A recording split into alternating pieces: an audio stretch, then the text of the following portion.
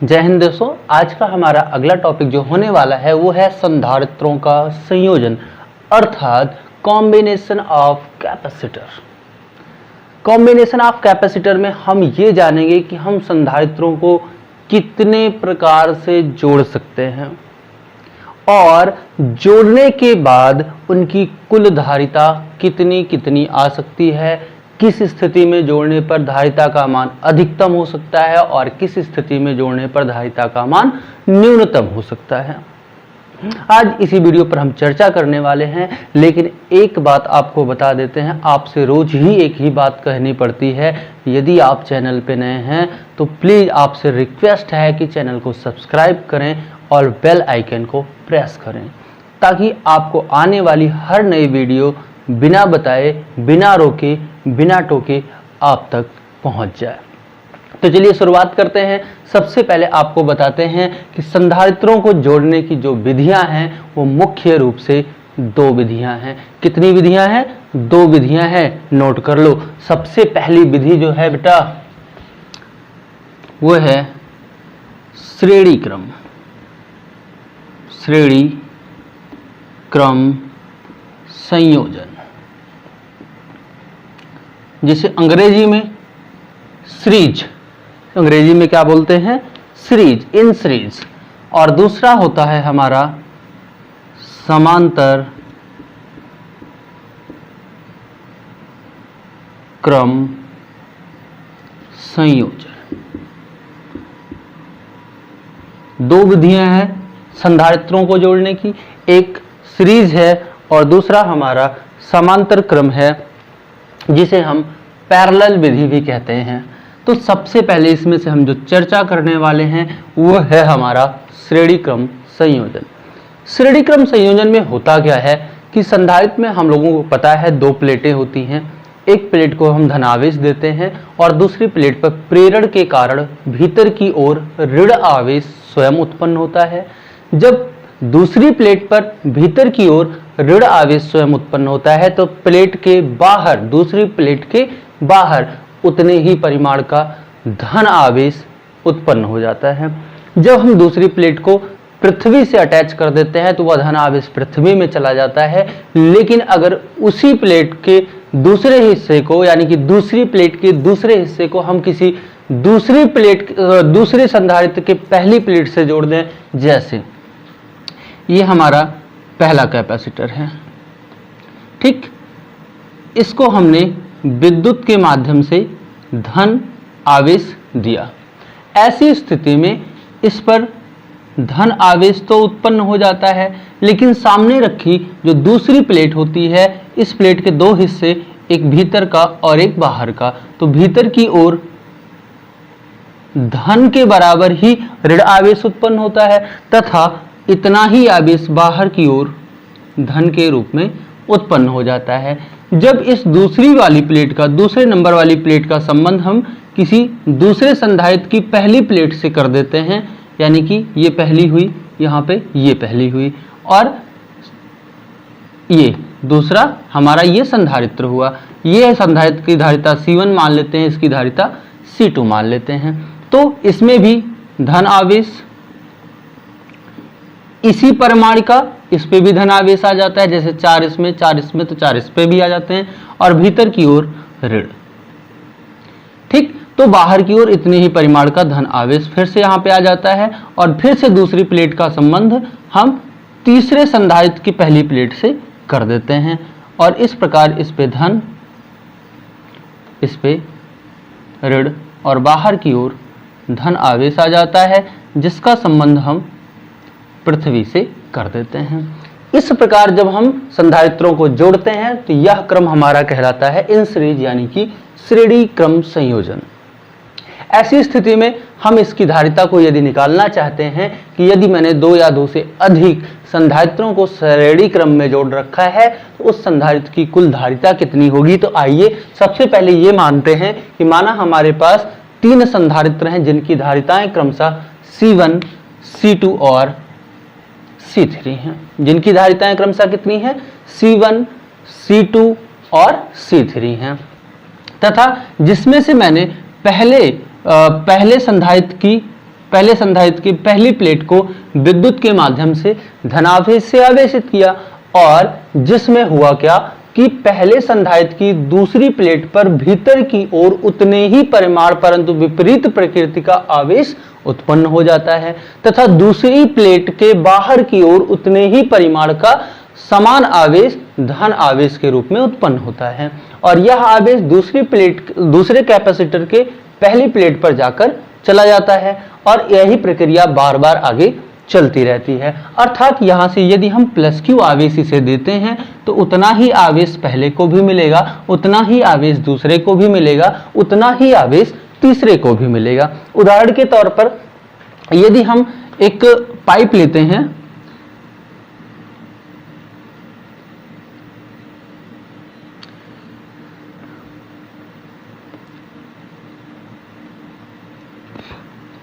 इसे हम 3 टैंक से जोड़ देते हैं। यहां से हमने 10 लीटर का पानी डाला, तो 10 लीटर के पानी पर जब हम फोर्स करते हैं तो इसमें जाता है, वही पानी निकलकर इसमें जाता है, वही पानी निकलकर इसमें जाता है। यानी कि जो पानी की मात्रा है, जैसे यहां आवेश की मात्रा Q, Q और Q, वैसे यहां पर पानी की मात्रा जैसे एक समान होती है। पानी की मात्रा क्या होगी? एक समान, क्योंकि यहां से मैंने 10 लीटर ही पानी दिया था, तो 10 इसमें गया, फिर और प्रेशर डाला तो वही 10 लीटर पानी निकल के इसमें गया, और वही 10 लीटर पानी इसमें गया, तो जिससे पानी की मात्रा तो सब में समान है, लेकिन देखो टैंक की गहराई अलग अलग दिखने की वजह से इनकी जो हाइट होगी, जो जलस्तर होगा, वो अलग अलग होगा। यानी कि जलस्तर को हम यहाँ पे किससे जानते हैं? विभव से। यानी कि यहाँ पे जलस्तर क्या होगा? अलग अलग। वैसे ही यहां पर जब सभी संधारित्रों पर आवेश की मात्रा एक समान होगी तो इनका विभव अलग अलग होगा। मान लेते हैं इनका विभव है V1, V2 और V3। आइए आगे इसकी थ्योरी कैसे लिखते हैं उसको समझते हैं। क्या मानेंगे? माना कि हमारे पास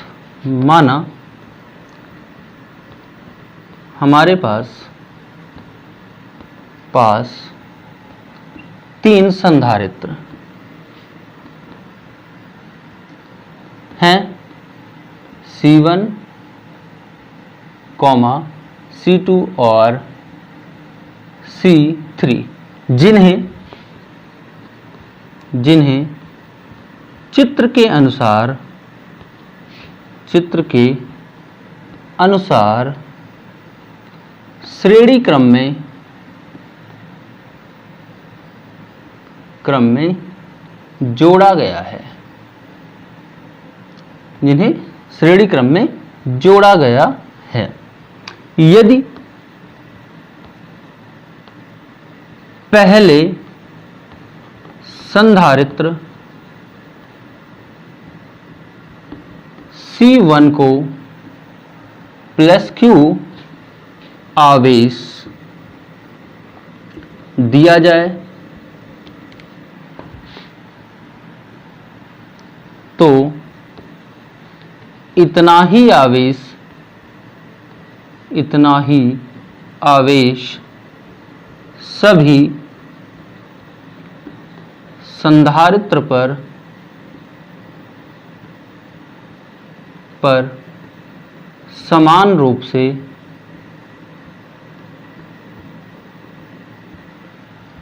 पहुंच जाता है,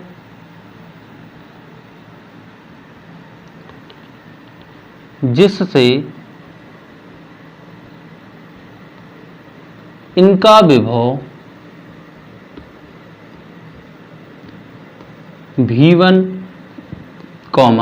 V2 और V3 हो जाता है। ठीक, जहां पे इनके विभव कितना कितना हो जाता है? V1, V2 और V3 हो जाता है। जहां V1 इज इक्वल टू क्या होगा? आप बहुत अच्छे से जानते होंगे, Q अपान C1, क्योंकि आवेश की मात्रा सब में बराबर है, Q ही है। और हम देखें तो पहले की धारिता कितनी है? C1, पहले का विभव कितना है? V1, पहले पर आवेश कितना है? Q। तो हम लिख सकते हैं V1 बराबर Q अपान C1 तथा V2 is equal to Q upon C2, V3 is equal to Q upon C3। ये हो गया V1, V2 और V3 का मान। तो लिखेंगे यदि प्लेटों के बीच कुल विभव V और कुल धारिता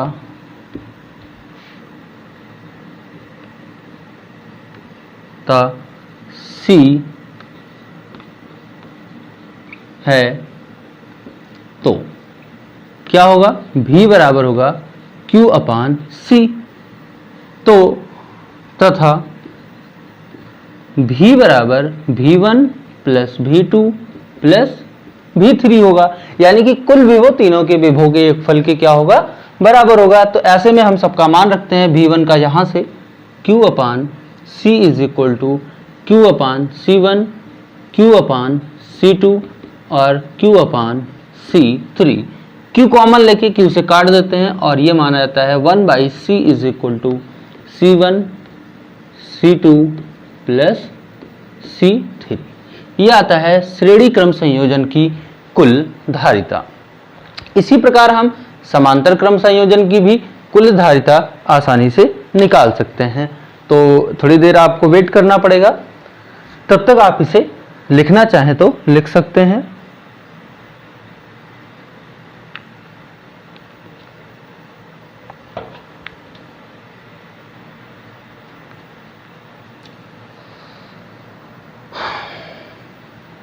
चलिए आगे बढ़ते हैं। अगला है हमारा समांतर क्रम संयोजन।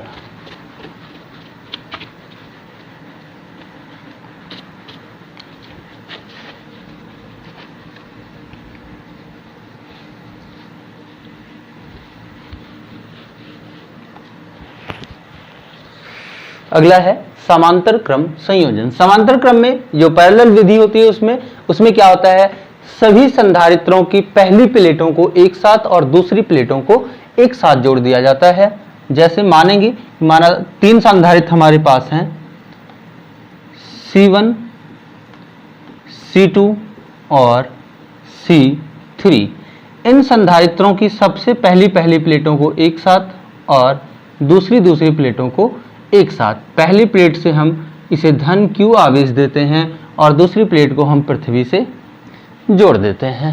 ऐसे में क्या होता है कि जैसे एक पाइप से पानी आ रहा हो और रास्ते में इसे तीन रास्ते मिल जाएं, तो वही पानी तीनों रास्तों पर थोड़ा थोड़ा करके बट जाता है। ठीक उसी प्रकार यदि हम इसे इलेक्ट्रिसिटी के माध्यम से प्लस Q आवेश देते हैं, तो यही प्लस Q आवेश इसमें और इसमें थोड़ा थोड़ा करके क्या होता है, बट जाता है। तो जिसमें से पहले को मिला माना Q1 आवेश, दूसरे को Q2 आवेश और तीसरे को Q3 आवेश। और यहाँ हम सबको पता है कि ये तीनों आवेश को अगर जोड़ दिया जाए तो इस आवेश के क्या होना चाहिए, बराबर होना चाहिए। तो इसको तो अभी हम बाद में डिस्कस कर लेंगे, लेकिन अब यहाँ पे एक बात और कॉमन देखते हैं। यदि इन सभी संधारित्रों को आवेश की मात्रा अलग अलग मिलती है और इनकी धारिता भी क्या है, अलग अलग है, तो इस बार का जो मैटर होगा वो कुछ इस प्रकार होगा कि जैसे तीन टैंक को हम लेते हैं, इनकी गहराइयां कुछ भी हों, यदि इन्हें नीचे से जोड़ दिया जाता है और किसी एक टैंक में या पानी भर दिया जाता है, तो ये पानी सब में धीरे धीरे फैल जाता हो और तब तक फैलता है जब तक इन सभी टैंकों का पानी का लेवल एक जैसा ना हो जाए। ठीक उसी प्रकार जब इन संधारित्रों को हम समांतर क्रम में जोड़ते हैं तो सब में आवेश की मात्रा इनकी धारिता के आधार पर थोड़ा कम ज्यादा जाती है, और ये आवेश का वितरण तब तक होता है जब तक इन सब का विभव क्या ना हो जाए, बराबर ना हो जाए, अर्थात इनका जो विभव होगा V तीनों का इक्वल होगा। अर्थात यहाँ पे हम लिख सकते हैं कि समांतर क्रम संयोजन में, या माना हमारे पास तीन संधारित्र हैं, माना दूसरा वाला देखते हैं, माना तीन संधारित्र जी, तो मानेंगे माना तीन संधारित्र जिनकी धारिताएं कितनी हैं, जिनकी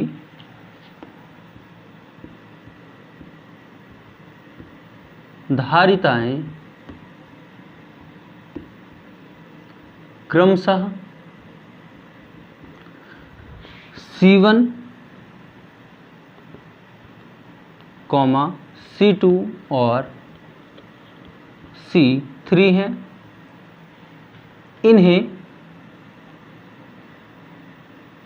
इन्हें समांतर क्रम में जोड़ा जाता है जिससे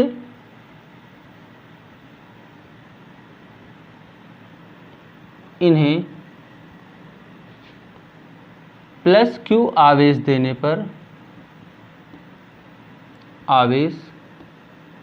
पर Q1,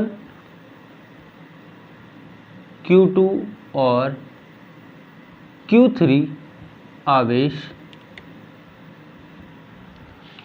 प्राप्त होता है, जहां Q बराबर यानी कि दिया गया कुल आवेश जो होगा वो Q1, Q2 और Q3 के क्या होगा, योगफल के बराबर होगा। अर्थात हमने यहाँ से जितना आवेश दिया था वो आवेश 3 भागों में बढ़ गया था, अर्थात दिया गया आवेश Q बराबर Q1 plus Q2 plus Q3 के क्या होगा, बराबर होगा। अब हम यहाँ से अगर धारिता की परिभाषा से देखें तो Q बराबर होता है CV, यदि कुल धारिता C तथा प्लेटों के सिरों का विभव